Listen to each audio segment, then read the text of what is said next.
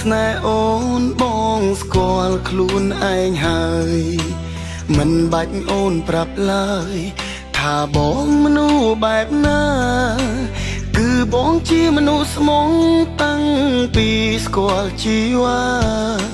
ភាពជាមនុស្សខ្មត់ឬស្យាជំរុងអងហើយធ្លាប់តែចេញក្បត់គេពេលនឹងជួបវិញម្ដងចេះទាំងត្រនួលល្អ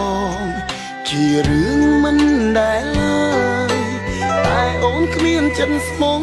បងស្គាល់ឈឺចាប់ហើយពេលចាប់ស្នេហ៍ត្រានត្រៃបងលែងក្លាហាន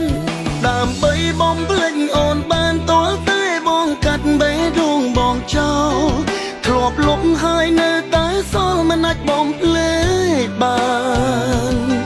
នឹកពេលខ្លះសុំជួបទាំងដឹងអូនខឹងថាបងរំខានតែហាមចិត្តមិនបានព្រោះនឹកអូនខ្លាំងណាស់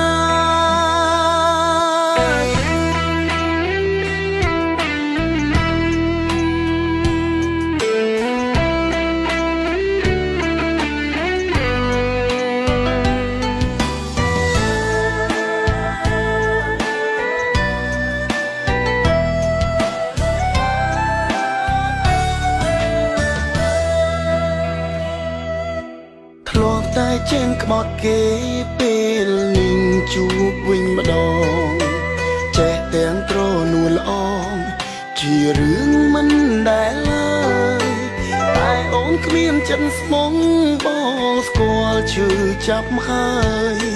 ពេលចាប់ស្នេហ៍ត្រានត្រៃបងលែងក្លាហាន